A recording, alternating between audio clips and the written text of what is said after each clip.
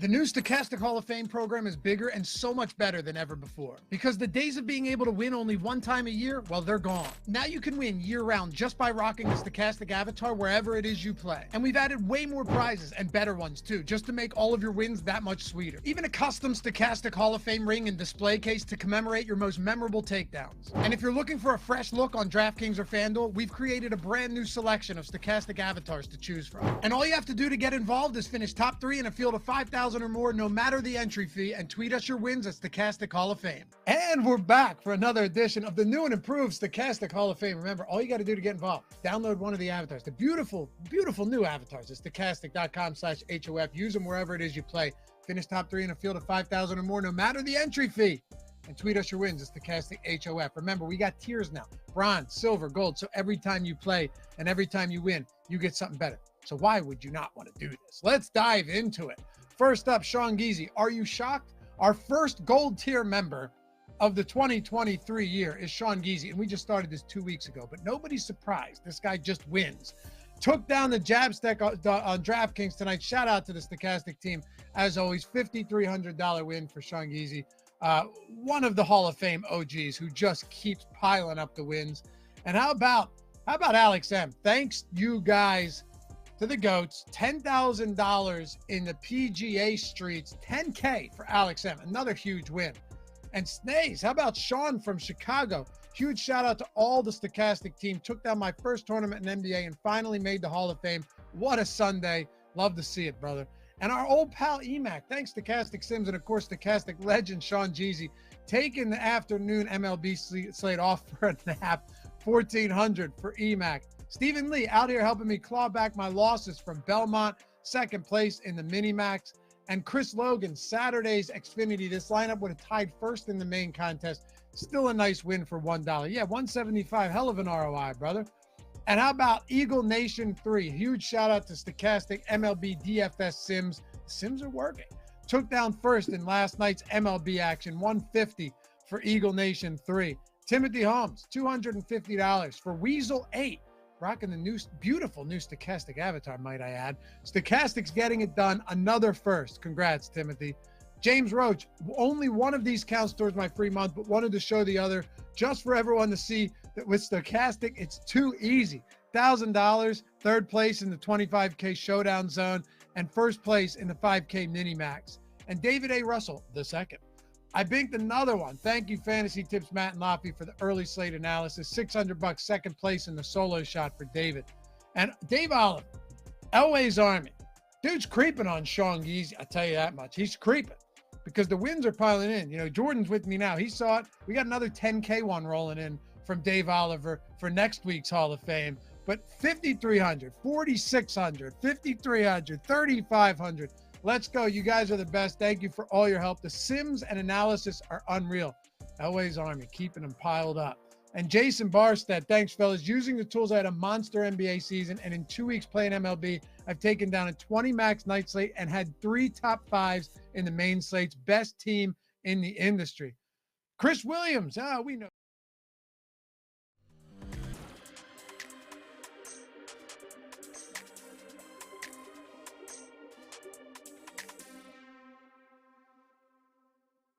Friends.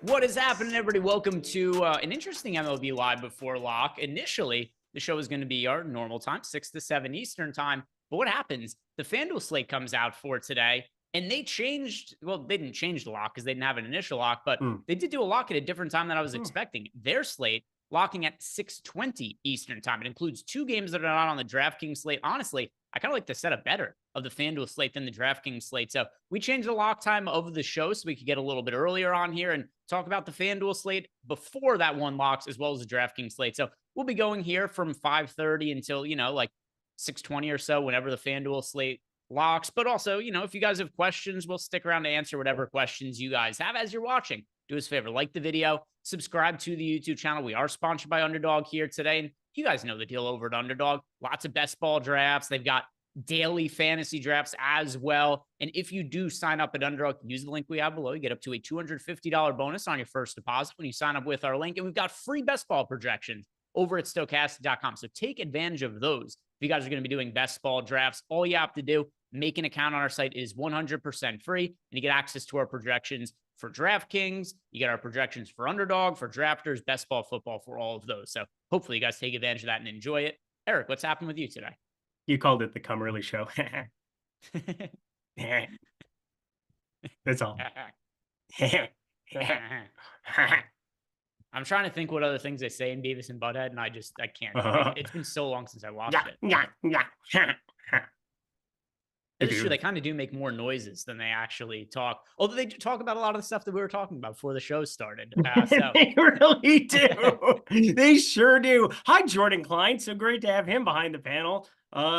Just banging in his white tee, living his life. Guns out, sun's out, guns out there on the coast. Everything's nice. Everything's good. Cool. For reference, just to bring people into the loop, I was very upset that when I go play golf with my dad at his country club, I walk through the locker room. It is nothing but old, fat men with tiny penises in the locker room. Is it too much to ask for one big one? I mean, come on, amongst the group of guys, they all have to be fat with tiny penises, every single one of them.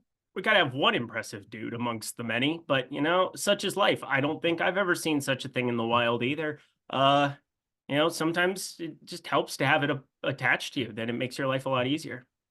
So anyway, that was what was on my mind as we were starting to talk about baseball. And so 2 extra games on FanDuel. This is great. Yeah, 2 extra games on FanDuel, which really matters because not just there's extra games, but it's who is included in those extra games. Most notably, Corbin Burns is pitching on FanDuel, not on DraftKings. Zach Wheeler is pitching on FanDuel, not on DraftKings. So you got a pitcher in Zach Wheeler who is 35% owned on a single pitcher site like FanDuel, who isn't even available on DraftKings. So we're going to have to talk about the 2 sites very differently today, even more so than we typically do. We're going to start with DraftKings. They'll bounce on over to FanDuel. But yeah, it's going to be like totally different how we talk about the different sets of players. We're going to start here with DraftKings. And I want to know, Eric, what are you doing with Jack Flaherty, who is the chalk of all chalk over on DraftKings? We don't have a single other pitcher in more than a third of the field's lineups, and Jack Flaherty's projected for 58% ownership. He's an obvious cash game play. We know he's good relative to his price. We know he has a good matchup.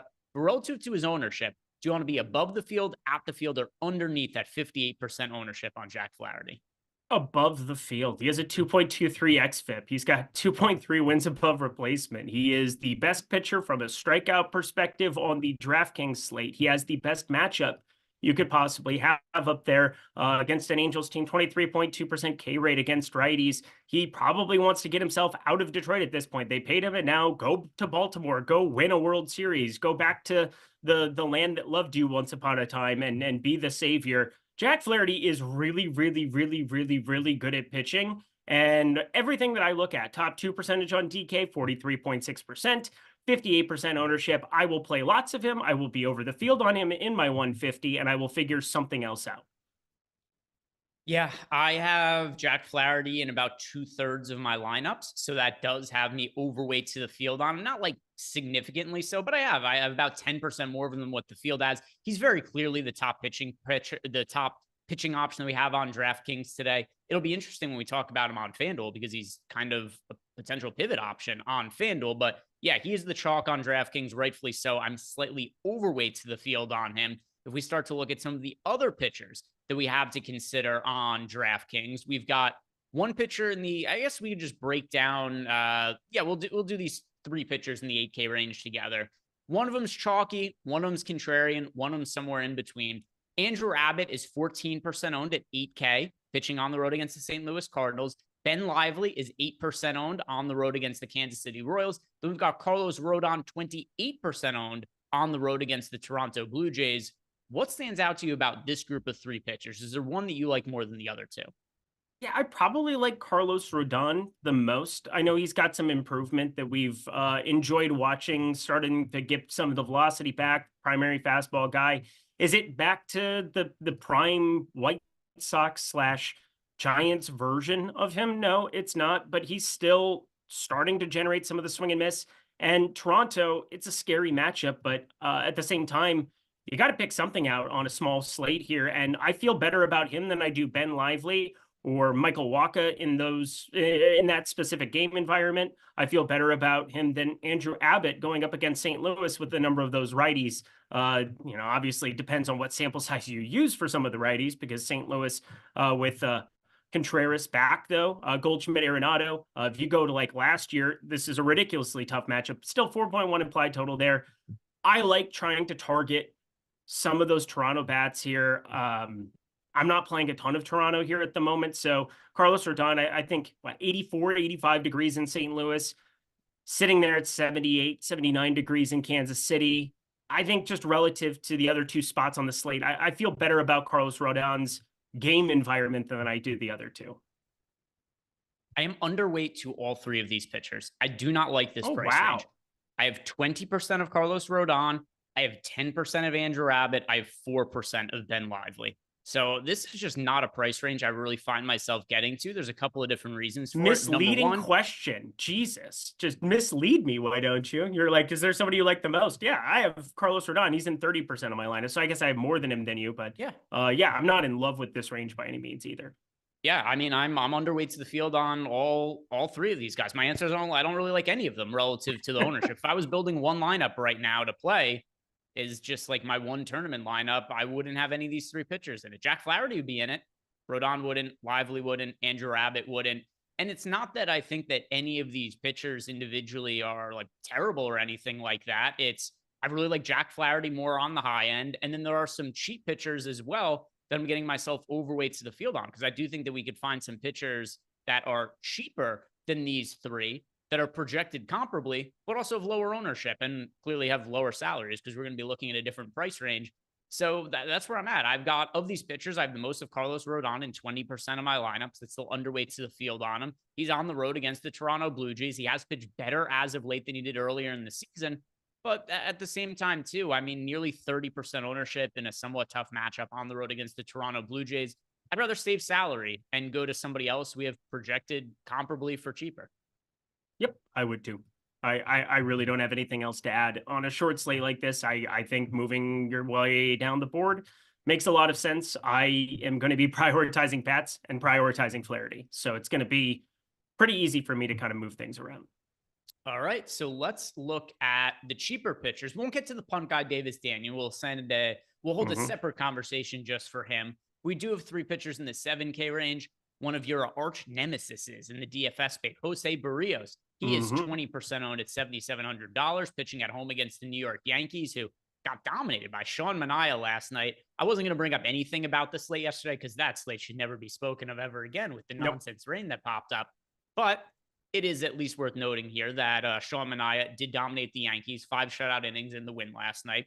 Barrios, $7,700 against that same Yankees team. We've got Miles Mikolas at $7,500. He's the chalk on the cheap pricing range. In fact, the second most popular pitcher overall on the slate. He's projected for 33% ownership against the Reds. Then Michael Wacha is 11% owned against the Cleveland Guardians. I like this price range quite a bit, Eric. What do you like about this price range? And if you don't like it, you could also say that. I'll give you that option. No, I better like this price range if I'm only overweight to Carlos Rodon by 2%, and then I am under on the other guys.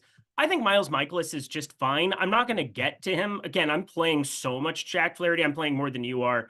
And as such, I have less to go around in other spots. Davis Daniel's the guy that I am playing the most for what it's worth. But I think Michael Wacha, it's just a tough spot where I do want to be getting to some of those Cleveland bats. Both the lefties and the righties, 1 through 9 on the Cleveland side. The lineup is about as good as it could have possibly rolled out here. Arias is starting to hit. Naylor catching. Tyler Freeman now batting 9th instead of 5th. You get David Fry back in there. Sheenman is up there batting 2nd today, which is a little wild to see. Andres Jimenez moves to the 6th hole, but by all intents and purposes, it is a really good spot to be targeting him. But I do not like getting to Jose Barrios. Yankees are my favorite stack on the entire slate. I'm getting to Miles Mikolas. He's the guy that I have in almost 30% of my lineups, sitting at 27% of my lineups. I think it's fine considering the matchup against Cincinnati, the 3rd highest strikeout rate against right-handed pitching in baseball, nearly 26%, only an 86 WRC plus. It is good hitting weather. There are still bats you want to get to on the other side. Miles Michaelis kind of sucks, has one of the worst contracts in baseball, but as such, it is a small slate. I think he is just fine considering the matchup. I'm about even with the field on Miles Michaelis. He's popular. I do think that if you're building a cash game lineup, the way you go is you go Jack Flaherty and Miles Michaelis as your pitching combination. For GPP purposes, the ownership is there, so I'm just about even with the field. Unlike you, though, I'm actually pretty well overweight to the field on Jose Barrios, and I'm also double the field on Michael Wacha. There's two reasons for it. First, we're getting leverage on a small slate. These are two popular offenses that these pitchers are going up against. Michael Wacha in particular, though, he has not been bad this year. And the Guardians offense is not only the most popular stack on the entire slate. We have them projected for 18% ownership on DraftKings. They're also the most negatively leveraged stack. So if I'm going to be underweight to the field on the Guardians as a stack, it kind of makes sense to be overweight to the field on Michael Wacha, who's also pitched fairly well this year. And also, he pitched fairly well the last couple of years. He's got a 4.07 ERA, 3.6 expected ERA. He's not the highest strikeout pitcher in the world, just a 20% K rate. It's 21% for his career. But on baseball, where there's a lot of variance, and there aren't so many pitchers on this slate where I think there's a massive opportunity cost playing Wacha. You're not giving up, like a Cy Young candidate at the top of the pricing by getting him into lineups or anything like that. I like the leverage. We're getting a serviceable pitcher. If he goes 6 innings, gives up like 2 runs with 3 strikeouts, that's probably live for a winning lineup on a 4-game slate. I'll give Michael Wacha a little taparoo. I'll give him a little bit more juice there. 3.60 expected ERA. Everything looks good there. Jose Barrios, as I affectionately call him there from my Minnesota Twins days, 4.77 expected ERA, 4.34 xFIP. He is nearly a replaceable pitcher at the major league level right now, 0.3 WAR. I mean, the guy is just so unbelievably overrated. He always has been. He always will be. People treated him like some massive ace throughout his Twins tenure. I never felt that way. Maybe I'm just a Twins pitcher hater. Maybe that's exactly what I am, but I can't help it. It's just calling a spade and flat out don't like anything that we've seen from him over the course of this entire season. I don't know why it would change now. Yeah, the strikeouts definitely aren't there for him this season. They always have been in the past, but yeah, not there this year. 17.5% K rate, down from 23.5% last year, 23% for his career. So that's certainly concerning, and I'm not going to tell you that the Yankees aren't a good stack today, because they certainly are against Jose Barrios. There's an upside there, but I do find myself ultimately being a little bit underweight to the field on the Yankees. And just on a 4-game slate, in any kind of way that I could differentiate some of my lineups, I don't love the pitching today. I think a lot of the pitching is pretty interchangeable. So on a slate where you've got pitchers like Miles Michaelis rolling in 33% ownership, I don't mind getting to Jose Barrios for half of the ownership. Josh Gillum saying Wacha stinks. Stinks is not probably the right way of saying it. He hasn't given up more than 2 earned runs in an outing in over a month and a half. For me, it just comes down to like some of the strikeout stuff. And if I'm way overweight on one guy there, and then you have a cheapie at 5,500, that's going to eat up a majority of my lineups on a slate like this. And I can differentiate with some bats. It's pretty easy for me there. Hate Barrios, so I'm going to be underweight on that one. I always am, always will be probably. The one guy I guess we didn't talk about was Andrew Abbott, where the strikeouts are traditionally better than what we've seen so far this season. 20% K rate last year, sitting at 26.1%. I don't know. He's the one pitcher I'm having a tough time figuring out what to do on. You said you didn't like this range, but like he's pulling the 3rd least amount of ownership. And I think the problem for me is that I like Abbott more than I like Wacha's strikeout stuff. And the $1,000 doesn't matter that much to me when I have as much Flaherty as I do and as much Davis Daniel as I do. That's kind of the pitching combination showing up the most for me. But just to refresh my mind, Andrew Abbott, how much were you getting? Yeah, I'm underweight to the field to him. I've got he's low owned, so you can only be so far underweight to guys like Abbott and Lively, but I've about 10% of Abbott. Okay. Wanted to check in on that. Yeah, I would rather just drop. For me, I'd rather play Wacha for a cheaper price point. Jose Barrios for a cheaper price point.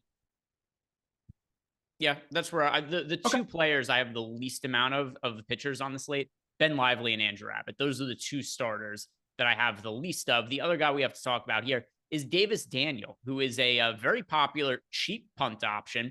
I'm sure a lot of you don't know who he is. Maybe you think he is a guard for the New Orleans Pelicans, but he is somebody who is $5,500 on DraftKings. He's 27.4% owned. So tied with Carlos Rodon as the third most popular pitcher on the slate. He's very clearly cheap, but what do we really know about Davis Daniel here, Eric, other than that he's cheap and he's going to be popular?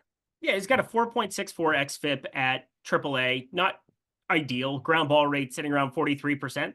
That's pretty decent. But I'll point out the one thing about his AAA numbers that just kind of jump out to me. He has a 378 BABIP right now. He has been getting very unlucky, I would say, at the AAA level. This tends to happen with some of the West Coaster guys, but as you look through some of his stuff, 24.3% K rate at the AAA level, 23.8% last season. He did have 3 starts at the major league level, and those strikeouts did not show up. He appeared in 3 games, did not start any of them at the big league level last season. But kind of the exact opposite there. Had a 182 BABIP and ran pretty good in that direction with a 47% ground ball rate.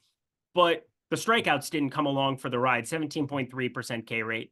I'm more inclined to think that, another year under his belt, and then you consider the matchup on the other side. I think he'll be okay here at 5,500. And it has to do more with like the price point. I mean, if Michael Wacha is good, but not getting strikeouts, I mean, 5,500, saving 1,500 and going down to him, there's nobody else remotely close to his price range. Again, Wacha being the closest. And he's pulling ownership, but you can't say enough about how good of a matchup it is getting to take on Detroit in a spot like this. 24.3% K rate against righties, 93 WRC plus.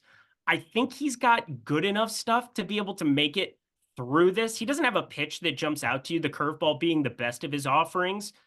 I hate the changeup. I don't really think he's going to be a good fastball guy. He's going to have to just really hit the corners going forward at the major league level. Slider's okay, but the curveball, if he sets that thing up, if he can get ahead in some counts, there is major strikeout upside for a 5,500 guy considering this matchup. The price point is clearly favorable. The matchup is good as well, but the field is there on Davis Daniel, which is why I'm underweight to the field on him, and I am going to be jamming Detroit Tigers stacks. Oh, God. Here we go. I had a feeling we've got this cheap pitcher who people are playing just because of the price point and the matchup. The track record of players who are not prospects that get called up to the big leagues in their late 20s, it just doesn't work out. Like, what players can you think of off the top of your head where it's like, oh, you know what? This guy kind of toiled in the minor leagues for 10 years. He got called up to big leagues and became a standout player. It just doesn't really exist. More likely than not, this guy is going to suck and he's going to be back in the minor leagues sooner rather than later.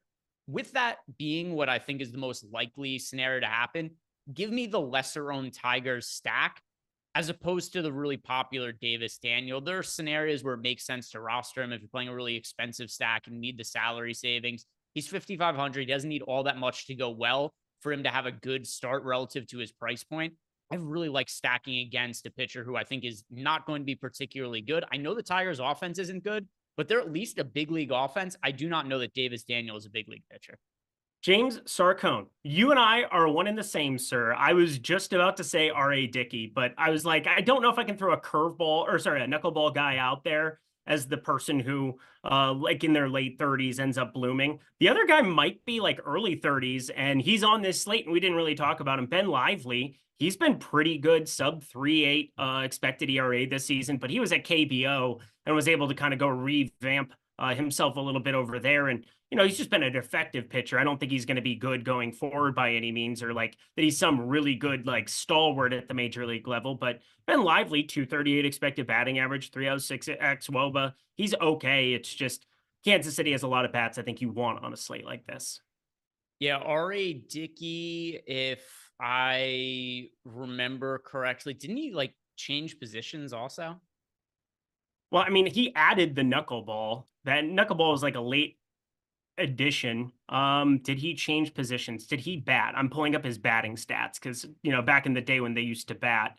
Let me just tell you, he did not bat at the major league level. He had 43 plate attempts, 61, 69, 83. These are all just because he was a pitcher and pitchers used to hit.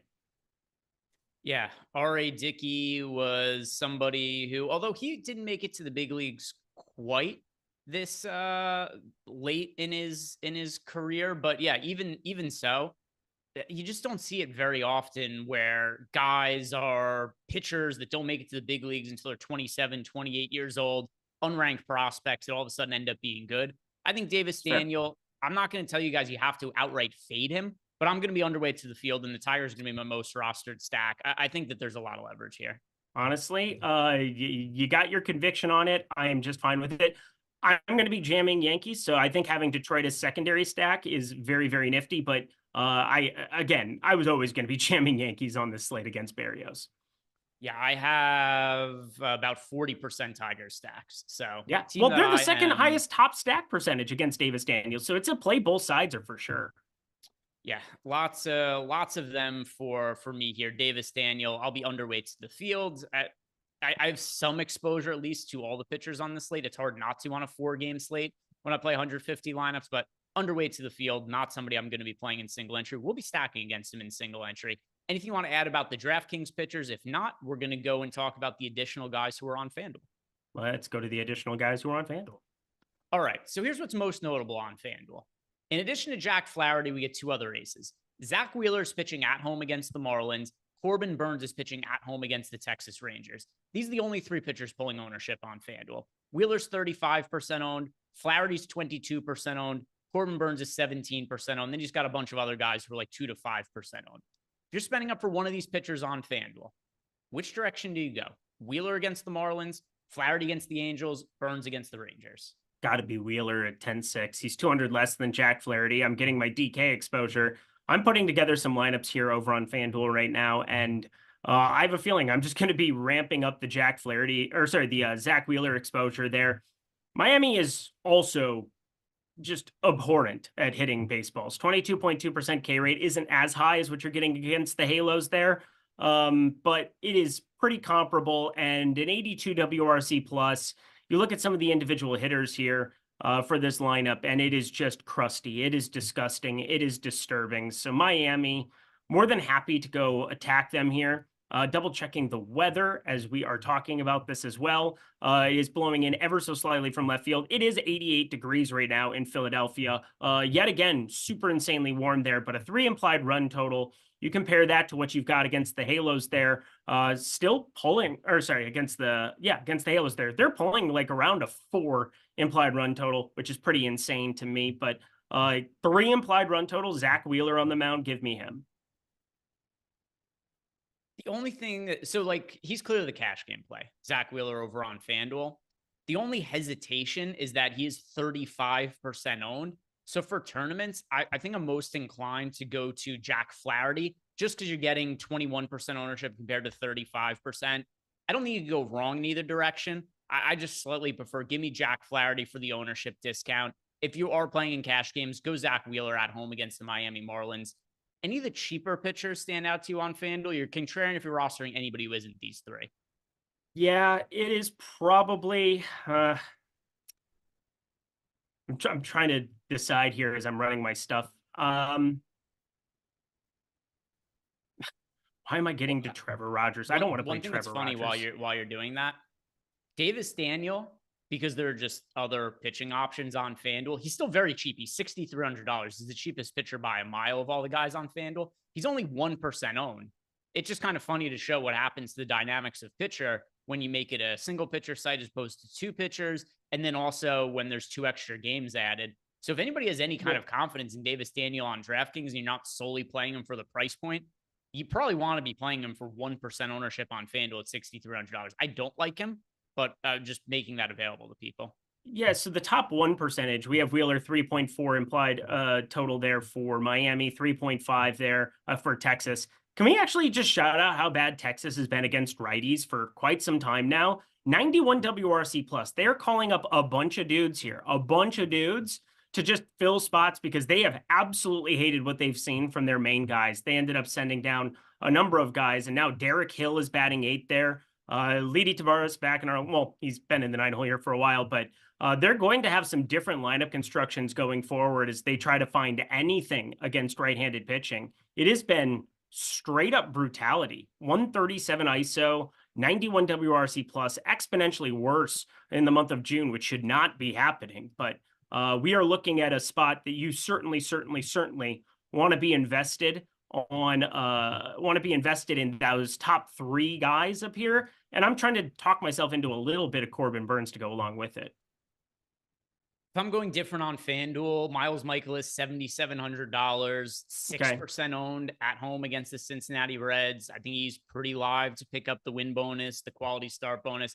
He's not the greatest pitcher in the world, obviously, but if you're playing Miles Michaelis and he's serviceable, you're on such a different lineup build than if you're paying up for any of the other pitchers. So Michaelis at 6% ownership, $7,700. If I'm going to be different on FanDuel, that's the direction I go. I like it. Shout out to Chris Williams, who gifted out 5 YouTube memberships. As always, Chris, thank you for supporting the channel. For everybody else, if you haven't done yet, like the video, subscribe to the YouTube channel. We do appreciate that. And no other questions that have come into us right now. So let's go and build some lineups in the lineup generator and see what pops up. Let's start with FanDuel, though, Jordan, just because that slate is locking sooner. Good call. What a great, FanDuel, and go contrarian because it's such a small slate. You should really go contrarian because it's such a small slate. Fuck yeah. You know what's up, Eric. Fuck yeah. You know what's up, Greg. This guy knows his shit today. Guy knows his shit today. All right. Let's see what's popping up here. If you guys do want to sign up for the lineup generator or any other packages we have here at Stochastic, sign up using the link below in the description box. Lineup generator is the most affordable package here on our site. Only $15, actually $14.99 less, $14.95. Keep discount. Every time I talk, it gets cheaper. $14.95. You get our projections, ownership projections. It's going to build lineups for you. Everything included here in this lineup generator. If you're somebody who is short on time, it is perfect for you. It also comes with access to our Discord channel. No surprises. Zach Wheeler showing up in the majority of our lineups, half of them. So that's not actually the majority, but half of our lineups, he is by far the pitcher we get the most exposure to. And there's Jack Flaherty in 17% of lineups. Let's see who else. Yeah, there's some Corbin Burns as well. So mostly just those 3 pitchers that are showing up. And then anybody else, it's just a couple of guys there. Let's look at the stack exposures. So they're giving us the Tigers, is something else. Yankees, Tigers, Phillies. Those are the 3 primary stacks that show up here on FanDuel. If you were building one lineup on FanDuel right now, Eric, who would you be stacking? The Yankees. They do have kind of curiously low ownership on FanDuel. Definitely the Yankees. Partly because of the fact that they are expensive. We like expensive pitchers on FanDuel, but still, we've got them at the highest top stack odds. They're 8.2% owned. For reference, the Tigers have double the ownership. The Phillies have 2.5x the ownership going up against Trevor Rogers. I like the Yankees quite a bit, as does the lineup generator.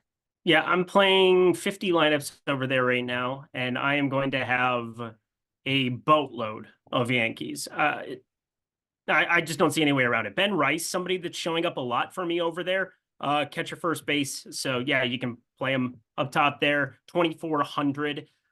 Looking at some other players that on this Yankees lineup, the guys that I'm getting to the most, Oswaldo Cabrera, 2,500, showing up for me quite a bit, batting 8th today. But primarily Ben Rice, Aaron Judge, Juan Soto. It's not insanely difficult to figure out a way to put them all together, even with, and that's where I'm starting to get myself onto more Corbin Burns here as I'm building over here. I think Texas, it's not as good of a strikeout matchup, but it's Corbin frickin' Burns, and he's very, very good. And Wheeler and Flaherty are pulling pulling exponentially more ownership, and then they're $500 and $700 respectively more expensive. I'm going to get to more Yankees stuff, and I'm going to play more Corbin Burns. He's going to be somebody I'm overweight to. I'm also going to be a little bit overweight to Zach Wheeler. And then Jack Flaherty, I'm going to be around the field. I'm just going to primarily say, you know what? 50% chance of one of those 3 being optimal, and so many iterations of lineups where they can still be in a winning lineup. I think I'm just going to play exclusively those 3 guys up top.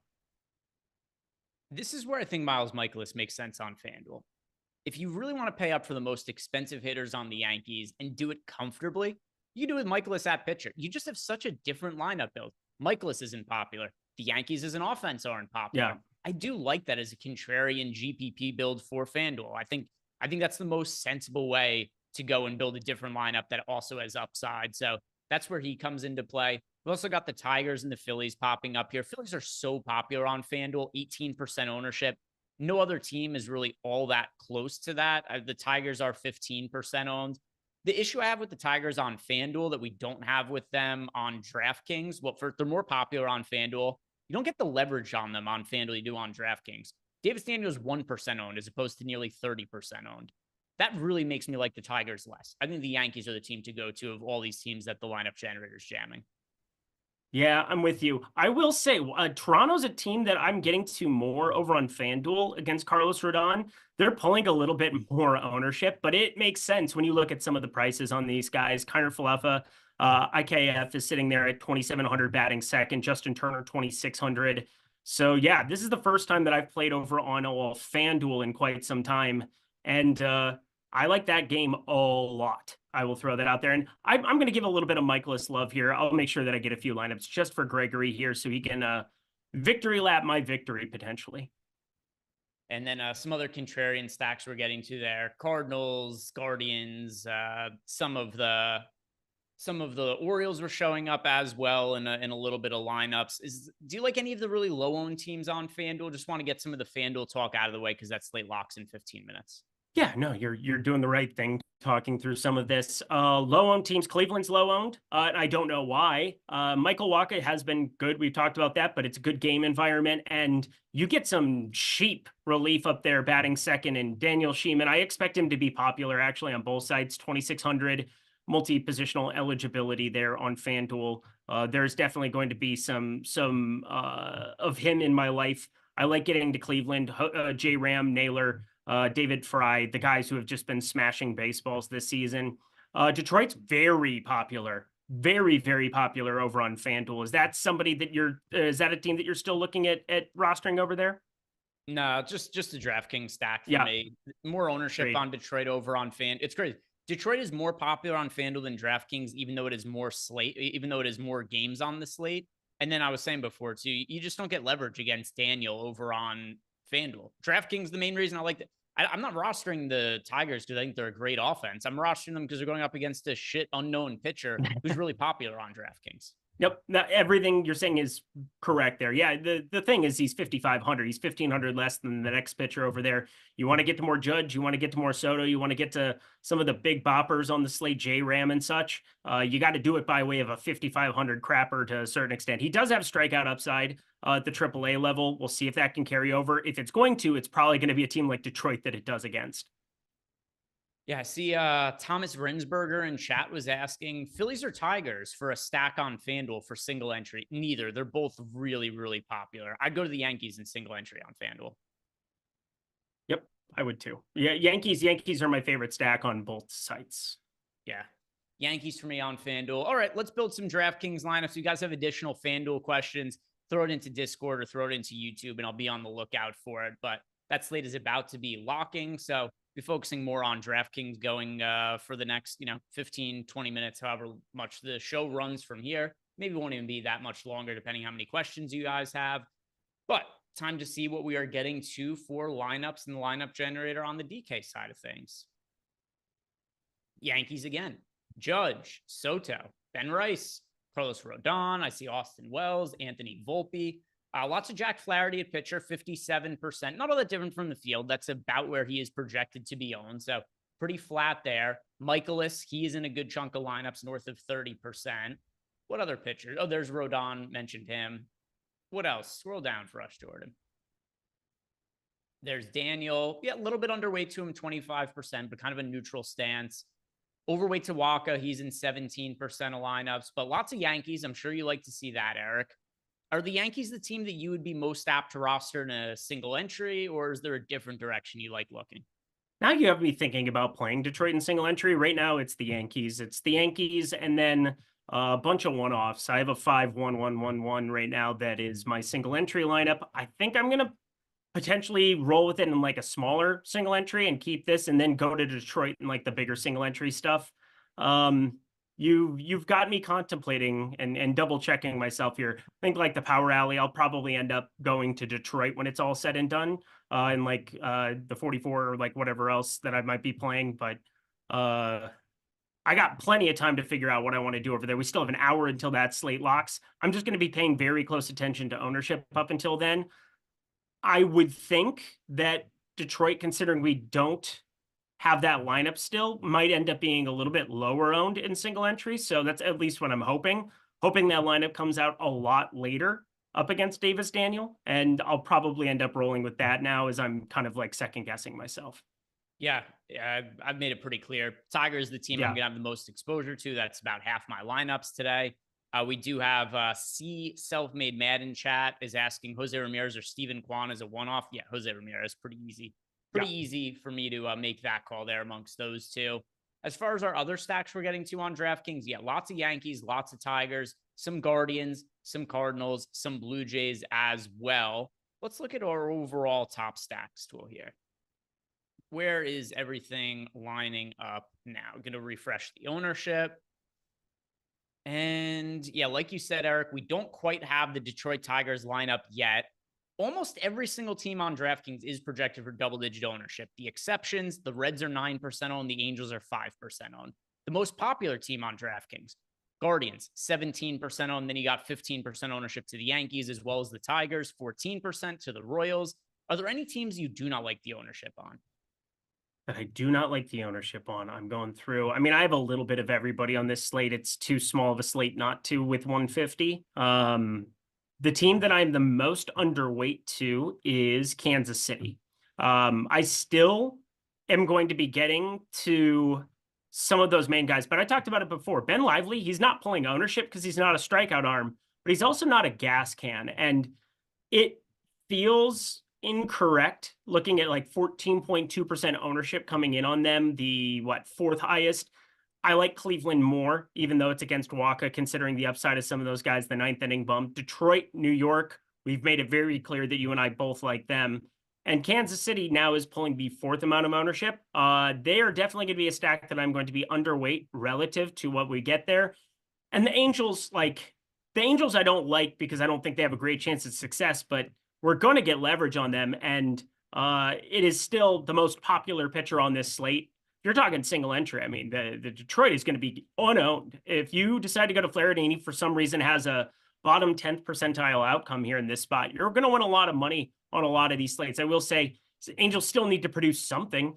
They still need to be able to compete with some of the home run upside of Cleveland, of New York, and things of that nature. But I still am going to be more underweight to Kansas City relative to where their ownership share is. I'm finding it very difficult to get to Cleveland. They are so expensive and also very popular. This is the most popular stack on DraftKings. And they are the hitters we care about. Jose Ramirez is $6,000. Steven Kwan is $5,500. Josh Naylor is $4,900 at first base. David Fry at catcher is $5,300. The one hitter who's good that's kind of reasonably priced is Andres Jimenez at $4,500 at second base.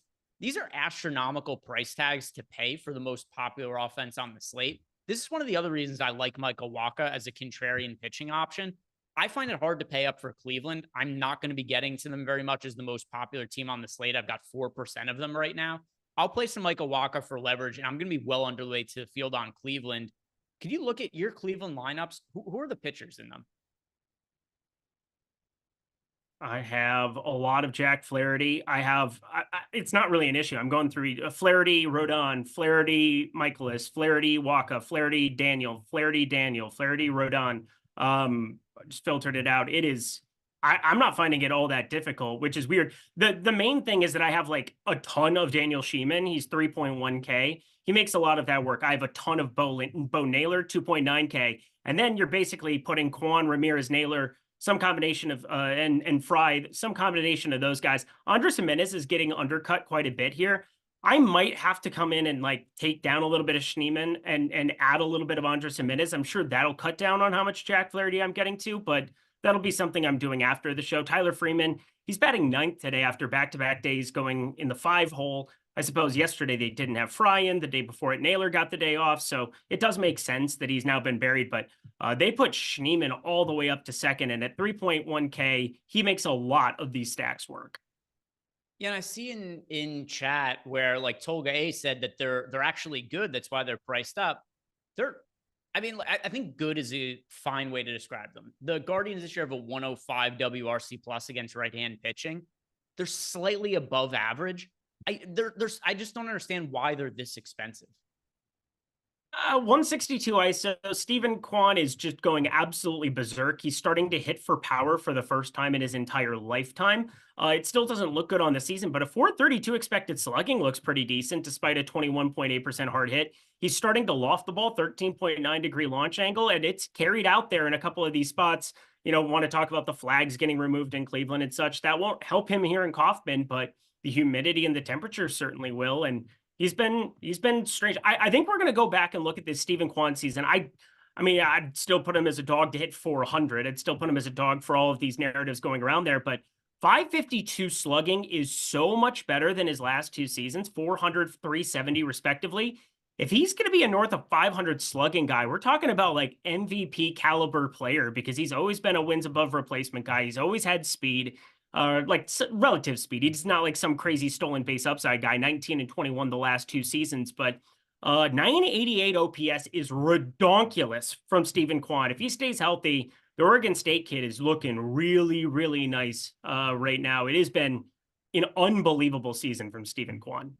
Yeah, no doubt he's been really good. Him individually, he's having a great season. But I mean, still, he's priced like, how many slates is like Shohei Ohtani? $5,500. Yeah. It's like, those are the kind of players he's priced. And so is the entire team. David Fry also. He is extremely expensive. It's just a little bit more than I want to pay for a bunch of these guys, especially when overall for the season, this team has been good, but not great. And I mean, I don't even think they were this expensive when they played at Coors Field. No, they probably were. I mean, Kwan also wasn't going completely ballistic when they went into Coors Field. I don't even think he was in the lineup when he was out for quite a while.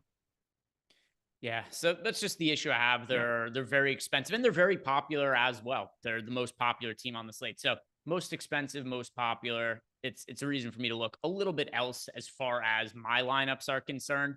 Do you like any of the contrarian teams? And by the contrarian teams, I am talking about the two teams that don't have double-digit ownership, that being the Los Angeles Angels, the Cincinnati Reds. Either of those teams standing out to you. Reds 9% owned, and then the Angels 6% owned against Jack Flaherty, by far the least popular team on the slate. Yeah, I think I like the Reds a little bit more than I like the Angels. I understand the extreme amount of leverage that you're able to get on Flaherty, but I trust Flaherty a lot more than what I trust Miles Mikolas. I said it before, I'll say it again. He is one of the worst contracts in all of baseball. I covered it a little bit last night on Lindy's Leans Likes Locks, talking through nearly $20 million a year that he's playing, or that he's making this season. And to be sitting with like a 1 WAR is just a little bit embarrassing here. 4.68 ERA. It's been better on the underlying stuff. 4.02 xFIP, 4.03 expected ERA. But the strikeout rate is non-existent, 18.2% K rate. People are playing him a lot, and they should play him considering the matchup that he has. But at that same respect, you get Jonathan India, who has been slashing ridiculous in the month of June. He has definitely started to come alive, now moved up to leadoff. I'm playing him in single entry. I don't know if that'll be something that ends up being, he's been crazy popular on a couple of these slates, but he got off to such a terrible start, and he's slashing 368, 451, 553 in June. Now leading off, I love getting to him as a one-off. I love getting to a number of these Cincinnati guys. Ellie De La Cruz, every single outing, he averages north of 10 fantasy points per game. He might be completely unowned considering Miles Mikolas is the second most popular pitcher on this slate. So I think Cincinnati, specifically as one-offs, or if you're looking for cheap relief, I love getting to them. Yeah, I think that when you look at the reason for rostering them, it's really because Miles Mikolas is as popular as he is. That's the main reason. So with Miles Mikolas being as popular as he is, the Reds are the second lowest owned team on the slate. I'm a little bit overweight to them, nothing crazy. I have 11% of them, but it's a team that I do think warrants some consideration. If you guys are playing 20 lineups, I think the Reds should be in like 3 of them, something like that. Yep, I'm with you. Anything else as far as stacks that are important to you?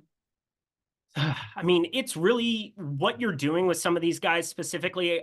It's a small slate. So on DraftKings, especially, you do have to think about some of the individual batters that you're going to be getting to. Again, Schneemann is going to be very, very, very popular as kind of a piece there. I think it's going to have to be something where in order to not play him, because second base, third base eligibility, isn't that the multi-eligibility he has?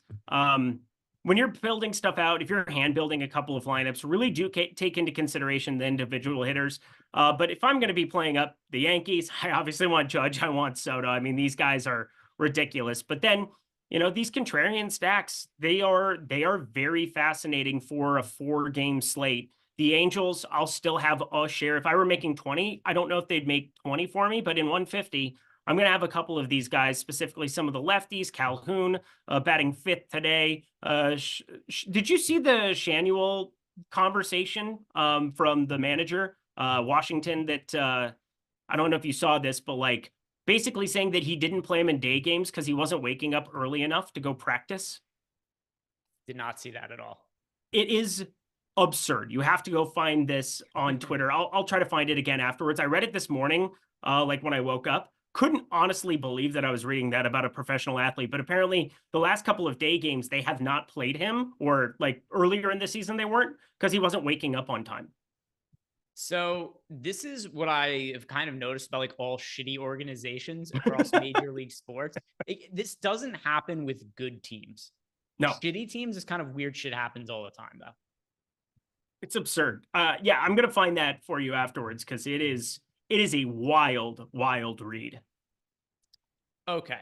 Anything else you want to talk about at stacks? Because I've exhausted all of my opinions. I'm very heavy on the Tigers. Go Tigers. A little bit of go easy on that cigar, boy. What's his name? Got fired from LSU. Yeah. Chad will throw it in immediately. Go Tigers. What is his name? Fuck. I feel like an idiot for not. I don't watch college football, but I know who he Bo is. something. No. Somebody's gonna throw it in. Coach O. Coach Orgeron. There we go. Thank you, Nick. Go Tigers. Go easy on that cigar, boy. Yeah, I mean, you've never seen somebody from starting as the special teams coach in the Water Boy to making it all the way to coaching LSU. It's a big come up. It's a big come up. But it's very true. With the Water Dogs. Anything else you want to bring up on the slate, Eric? If not, we'll do our home run picks and we'll wrap it up for the night. Let's wrap it up. Let's get out of here. All right. Who are we picking to go yard today? Who's the dong of the night?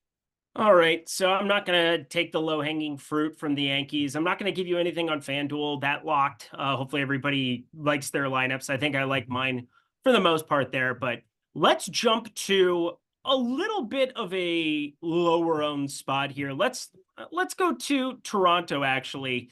The one batter that I do want to be getting to is Dalton Varsho there. He's in the 7 hole, and every time I pull up sportsbook odds, which is obviously a big way that you can kind of look at things relative to where it's at, Dalton Varsho, there's no way anybody's up money on his home run odds, but it always floors me that people look at, that anybody who would be looking at it. I mean, it is insane. He's actually now he's up to 1,000. He's 1,000 to 1. And this was a guy earlier in the season who was sitting at like plus 450, plus 500 against absolutely everybody. He's in the lineup left on left, but still batting 7th. And with this amount of power, and then all of the righties that are going to come in from the pen, I think this is a better bet than a DFS play, considering he's 4.2K. But like, I want Dalton Varsho. So I'm going to have a couple of shares of him there.